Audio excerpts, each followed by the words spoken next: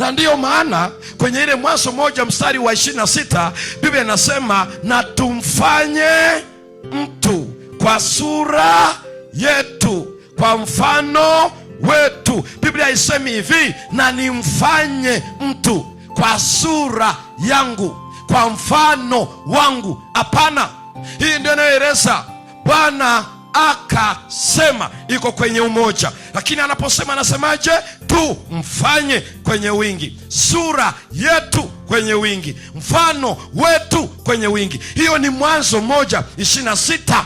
Lakini ukienda kwenye Mwanzo 3 mstari wa 22, wakati Adamu alipoingia kwenye dhambi, mbingu zikasema, mstari wa 22, na kwa kuwa huyu amekuwa mmoja wetu, sio mmoja wangu, kwa kujua wema na uovu, na tumtoe kwenye bustani ya Edeni, na akatolewa. Amekuwa mmoja wetu, hasemi amekuwa mmoja wangu.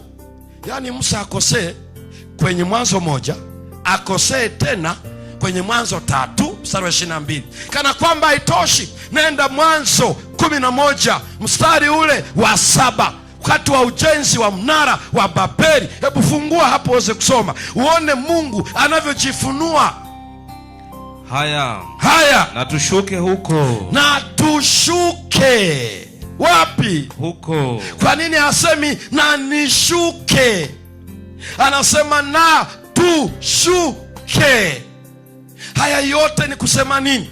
Musa akosee Mwanzo 1, akosee Mwanzo 3, akosee Mwanzo 11. Kama amekosea basi mtumuulize na Isaya. Isaya anasema amna, bado ni vile vile, nilistosikia ni hiki, sauti ya Bwana akisema ni mtume nani, naye nani atakaye kwenda kwa ajili yetu.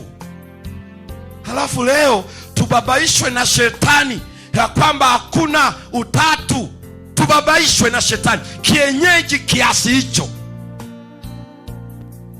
Itahitaji kureconstruct Bible text, inahitaji kurekebisha hayo mafungu ili yaseme akili yetu inavyotaka. Lakini nani atathubutu? Kwa sababu alishasema kwenye Ufunuo, ukiondoa umejiondoa kwenye ufalme, ukiongeza utaongezwa mkong'oto. Na ndio maana yatakuwa ni mabishano tu ya kwenye mitandao, mabishano ya hapa na pale. Hawatathubutu kurekebisha alichosema Mungu. Nendo waambie kama wataweza, nendo waambie kama wataweza. Ushindano utakuwa kule na huko popote. Hakuna atakayeweza kufanya hicho kitu, kwa sababu gharama yake hakuna atakayeibeba. Na ndio maana Yesu ndiye aliyetuambia kwamba kuna Mungu Baba, Mungu Mwana na Roho Mtakatifu. Na aliyetufundisha hivyo sio mwanadamu, ni Yesu mwenyewe. Ndiye aliyesema kwenye Mathayo 28 mstari wa 20-19, akasema hivi, mkiwabatiza kwa jina la, kwa jina la, kwa jina la. Kama ingelikuwa sivyo hivyo, angesema wabatizeni kwa jina la Baba pekee.